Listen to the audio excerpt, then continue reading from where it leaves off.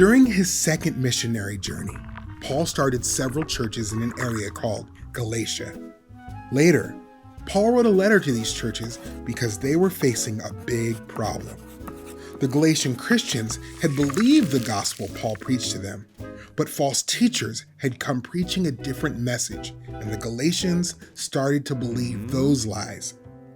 The false teachers taught that to be saved, a person needed more than just faith in Jesus. They said you had to obey the law of Moses too. The believers in Galatia were confused. These new teachers seemed trustworthy, so what was right? Paul wrote them a letter to stop their confusion. Paul told the believers he was amazed that they turned away from God so quickly. False teachers gave them a different message and they accepted it. But that message was not the gospel.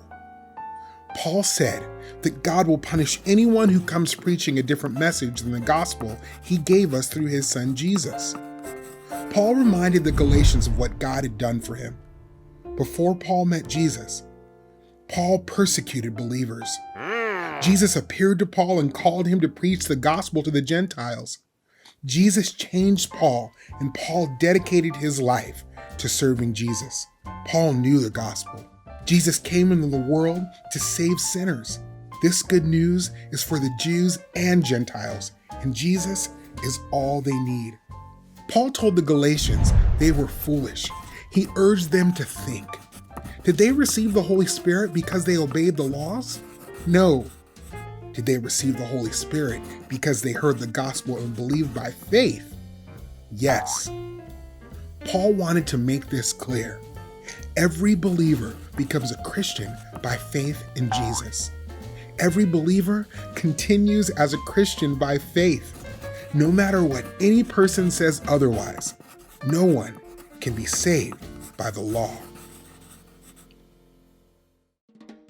All of salvation, from first trusting to faithful obedience, is God's gift to us through Jesus. The Holy Spirit changes our minds and hearts so that we want to obey God, and He gives us power to obey. Our righteousness does not come through faith in ourselves, but through faith in Jesus.